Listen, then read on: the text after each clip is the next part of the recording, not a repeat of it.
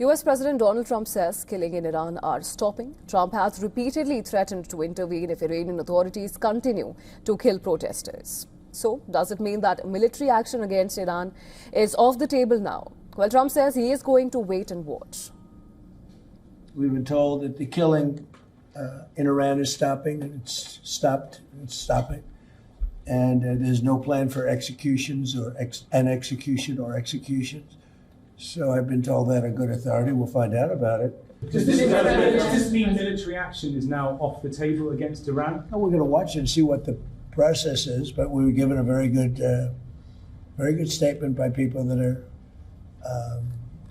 aware of what's going on.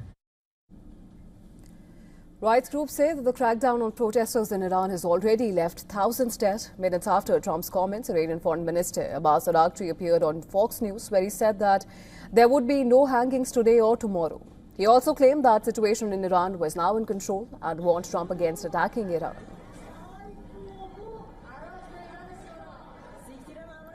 Not repeat the same mistake that you did in June. You know, if you try a failed experience, you will get the same result.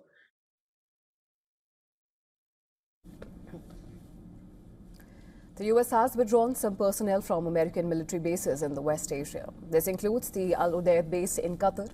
Iran has targeted the base in June in retaliation for US strikes on the nuclear facilities. A report citing 2 European officials said that a US military intervention could come in the next 24 hours. Now, the report also cited an Israeli official who said that Trump has apparently decided to intervene, though the scope and timing remained unclear. Now, it has to be noted that the report came before Trump's latest comments. Another report based on comments by an Iranian official said that Tehran has asked United States allies in the region to prevent Washington from attacking Iran. Iran reportedly told regional countries, including Saudi Arabia, UAE and Turkey, that US bases in those countries will be attacked if the US targets Iran. Sources said that Saudi Arabia has already informed Iran will not allow its airspace or territory to be used to attack it. Meanwhile, Iran closed its airspace for hours. The order exempted international flights to and from Tehran, provided they received prior approval.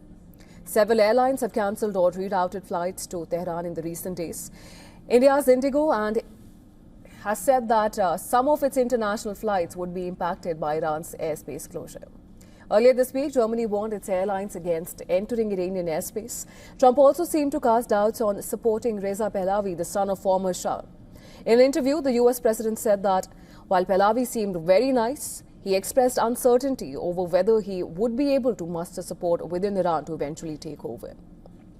However, US Senator and Trump ally Lindsey Graham met the exiled crown prince, and in a video message, Graham said that it would be up to the citizens of Iran to decide who they pick as their next leader.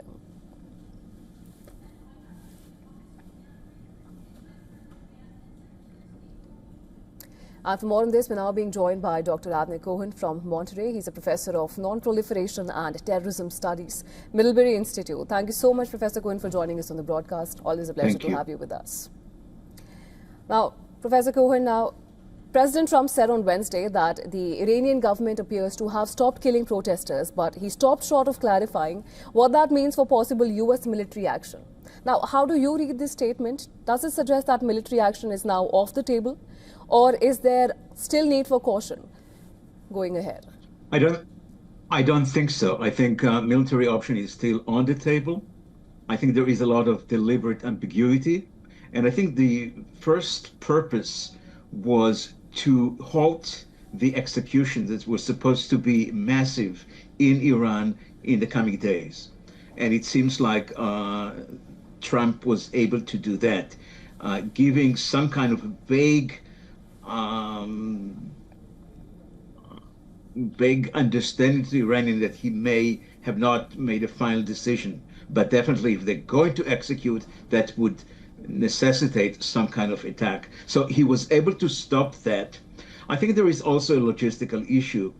It appears that American military deployment is not ready to take serious and continuous action to support the demonstrations at this time, and they need some time. So by saying that they have stopped that, there is a Iranian commitment, and if they're going to violate that, would be an American action. Keeping some kind of ambiguity, he was able to stop something, to stop the execution, to try to bring assets to the areas, while keeping himself the final decision still somewhat in the air as the deployment is getting shape. That's the way I read it. Right, Dr. Cohen, and it is resonant of Yeah. what happened in June as well. Just before US airstrikes on Iran's nuclear sites, President Trump spoke of deciding within 2 weeks, even though the decision had already largely been made. Now, Iran has made it clear that any US attack would invite strong retaliation. And given those warnings, how do you see this situation unfolding from here? And what are the most realistic escalation scenarios in the near term that we can see? Well, that's the reason why the United States needs time. I mean, they have to specify what would be the offensive measures, which are not necessarily only kinetic, could be other means, cyber and others, to shake the regime. And also they need defensive measures to protect assets in the Gulf, in Israel, and elsewhere in the area. So they need time. And I think that by giving that kind of general pledge that no execution, that's a promise, by having the threats on the Iranians and getting more time, the president keeps himself more time for a final decision. At the same time, I think they're trying to assemble assets to the region. That's the way I read it. Right. Thank you so much, Dr. Cohen, for joining us on the broadcast and sharing your perspective with us. Of course, we'll have to wait and see how the situation develops from here. Thank you.